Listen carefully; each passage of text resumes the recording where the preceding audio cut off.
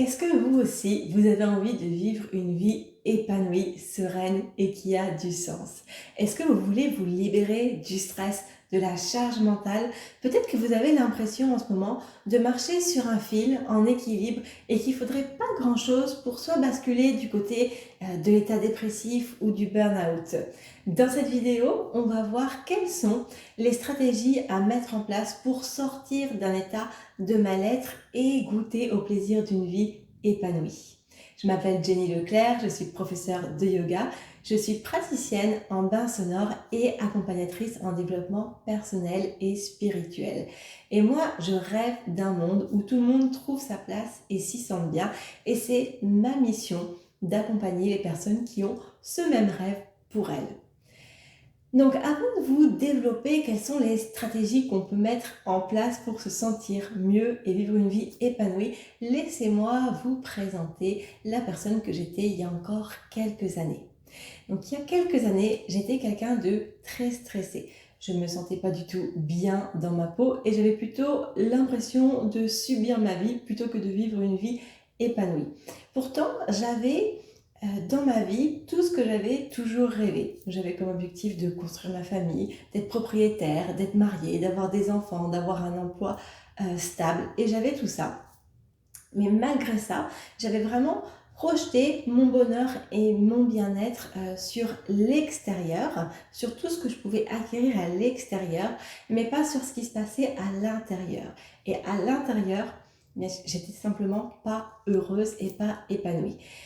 Et donc j'avais ce stress qui était là, j'avais des gros problèmes de santé, notamment digestifs, qui étaient liés à ce stress. Et c'était un stress qui me paralysait. J'étais devenue parfois incapable de sortir de chez moi tellement j'avais peur d'être malade. J'étais toujours en arrêt de travail, j'avais vraiment l'impression qu'on pouvait pas compter sur moi. Dès que je devais m'exprimer en public, je devenais toute rouge, ça pouvait m'arriver de bégayer. Vraiment, j'étais quelqu'un de complètement différent de qui je suis aujourd'hui. Et cet état de stress, petit à petit, s'est empiré, on pourrait dire, et m'a fait arriver vers la dépression, vers une première dépression. Et à ce moment-là, où j'étais vraiment au plus bas, au plus mal, euh, il y avait à mes yeux plus qu'une seule solution pour me sentir mieux. Et cette solution, à mes yeux, à l'époque, c'était de me dire que un jour, tout ça, tout ce qui est difficile dans ma vie va s'arrêter parce que je vais mourir et cette mort sera la libération. Donc c'était assez morbide comme pensée, mais j'étais vraiment dans la dépression, donc c'est un peu normal. Et sauf qu'à l'époque, j'avais quand même 2 enfants en bas âge et j'avais cette petite voix à l'intérieur, j'avais encore cette étincelle à l'intérieur qui me disait: «Mais non, ça peut pas être la mort, la libération, puisque du coup tu as besoin d'être là pour tes enfants, tu as besoin de continuer à vivre pour les élever, ils vont avoir besoin de leur mère». Et c'est là que vraiment je me suis dit: «Eh bien, je vais aller me faire accompagner pour aller mieux». Et elle est là, la première stratégie dont j'avais envie de vous parler, c'est l'accompagnement. C'est vraiment important de se faire accompagner pour sortir la tête de l'eau quand on sent qu'on ne peut pas y arriver tout seul. Et c'est important également d'aller choisir la personne qui va nous accompagner. Donc on peut se faire accompagner de différentes manières. Moi, dans mon cas, j'ai choisi au début plutôt la voie traditionnelle. J'ai été voir des médecins, j'ai été voir psychiatres, psychologues. Et puis à un moment, j'ai décidé aussi d'aller approfondir avec d'autres méthodes et moi j'ai suivi l'hypnothérapie et vraiment l'hypnothérapie avec le psychiatre en parallèle pour aller gérer la dépression, ça a vraiment fait des miracles chez moi. Donc ça c'était ma première stratégie, l'accompagnement. Mais qu'est-ce qui se passe une fois que ça va mieux? Donc dans mon cas, du coup, l'hypnothérapie s'est arrêtée, pardon, les séances avec le médecin également. Mais ça n'empêche que comment est-ce que je gérais mon stress? Comment est-ce que je développais mes propres outils pour me sentir bien? À l'époque, je me disais, je ne peux pas continuer à aller bien simplement en prenant mon téléphone et en demandant un rendez-vous au psychiatre, à l'hypnothérapeute, au psychologue, peu importe, à l'accompagnant qui avait été là pour moi. J'avais besoin aussi de m'en sortir seule, vraiment de développer mes stratégies. Et donc, elle est là, la deuxième stratégie que je vous propose. Après avoir été accompagné, ça va être important de se remettre au centre de notre vie et de développer des outils qui marchent pour nous. Et dans mon cas, j'avais vraiment aucune idée des outils qui allaient pouvoir m'aider au quotidien à me sentir mieux. Et je me suis souvenu que plusieurs personnes m'avaient recommandé de pratiquer le yoga. Et pour être tout à fait honnête, au début, je me suis dit, ah non, non, non, non, moi je peux pas pratiquer le yoga, c'est vraiment trop calme, trop lent, c'est pas fait pour moi. Et en même temps, je me suis dit, j'ai rien à perdre, autant tester. Et quand j'ai commencé le yoga, j'ai pas commencé par les postures de yoga sur un tapis. J'ai commencé par un accompagnement pour qu'on me transmette des outils. Et cet accompagnement, il était basé sur le système des chakras.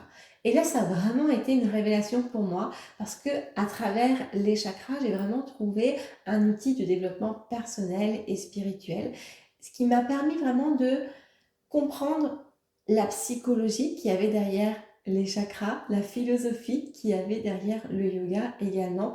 Et ça a vraiment été pour moi un outil de connaissance de soi. Et la connaissance de soi, c'est ce qui va faire le lien avec la troisième stratégie. Une fois qu'on a été accompagné pour sortir la tête de l'eau, on a besoin, on va dire, si on prend l'image de sortir la tête de l'eau, d'apprendre à nager, donc en développant nos outils. Et ensuite, il y a la connaissance de soi, troisième stratégie qui arrive. Et j'appelle même ça la connaissance de soi et de soi. Le petit soi et le grand soi. La connaissance du petit soi, c'est observer et comprendre en tant que personne comment on fonctionne, comment on évolue dans notre vie, dans notre travail, dans notre relation de couple, dans notre relation avec nos enfants, quelles sont nos qualités, nos défauts, nos forces, etc. Aller comprendre en tant que personne, comment est-ce qu'on fonctionne, qu'est-ce qu'on aime, qu'est-ce qu'on n'aime pas. Et la connaissance du grand soi, c'est aller comprendre au fond de nous-mêmes qui on est, qu'est-ce qui nous anime, qu'est-ce qui a du sens pour nous, qu'est-ce qui nous fait vibrer. Et si je reprends mon exemple personnel où je vous expliquais que moi j'avais commencé à développer des outils avec les chakras, j'ai ensuite pratiqué le yoga avec plusieurs professeurs jusqu'au jour où je suis tombée vraiment sur une professeure dans laquelle je me suis vraiment reconnue. Il y a vraiment eu cet effet miroir et ça a été une révélation pour moi où je me suis dit waouh, cette personne, cette professeure-là, ce qu'elle enseigne, ça me correspond. C'est comme si c'était déjà là à l'intérieur de moi et c'est ça qui me fait vibrer, c'est ça qui m'anime, c'est ça qui va donner du sens à ma vie. Et c'est comme ça que petit à petit, eh bien, j'ai commencé mon chemin vers le yoga et puis ce que je fais aujourd'hui. Et la quatrième stratégie, ça va être de développer une vision pour soi, une vision inspirante pour l'avenir. Parce que cette vision inspirante, c'est ça qui va être comme le moteur, qui va nous aider à garder le cap.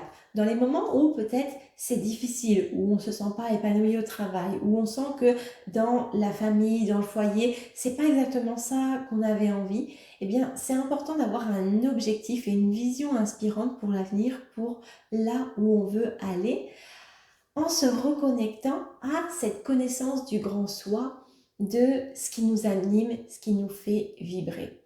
Et il se peut qu'au début, on ne sache pas tout ça, on ne sache pas qu'est-ce qu'on a envie de faire, qu'est-ce qui nous fait vibrer, à quel endroit est notre place. Mais tout ça, eh bien, petit à petit, on peut trouver d'autres stratégies pour découvrir justement comment trouver sa voie, comment trouver sa place et se sentir bien. Donc voilà, quelles sont les 4 étapes, 4 stratégies qu'on peut mettre en place pour vivre une vie épanouie, sereine et qui a du sens. Donc je vais les rappeler. La première, c'est l'accompagnement. Donc vraiment, c'est important de choisir qui va nous accompagner. Il y a vraiment cette importance de ressentir qu'il y a un feeling avec la personne qui nous accompagne. Deuxième stratégie, eh bien, se remettre au centre de notre vie parce que plus on va s'accorder de l'importance, avoir du temps pour soi, plus on va être capable d'être une meilleure personne, j'ai envie de dire, avec notre conjoint, une meilleure personne au travail, d'avoir des meilleures relations avec nos enfants etc. Parce qu'on aura pris le temps de revenir vers nous et de développer des outils qui fonctionnent pour nous euh, sans qu'on se sente obligé d'aller revoir l'accompagnant tout le temps. Vraiment, c'est important de devenir autonome. Troisième stratégie, la connaissance du petit soi et du grand soi, qui on est au plus profond de nous-mêmes, qu'est-ce qui nous fait vibrer. Et quatrième stratégie, eh bien, développer une vision pour soi, pour l'avenir. Et ces stratégies, eh bien, ça fait partie des stratégies que j'enseigne dans mon programme en ligne de développement personnel et spirituel, Voyage au cœur de soi, qui est un accompagnement d'1 an dans lequel j'accompagne les personnes qui souhaitent vivre une vie épanouie, sereine et qui a du sens.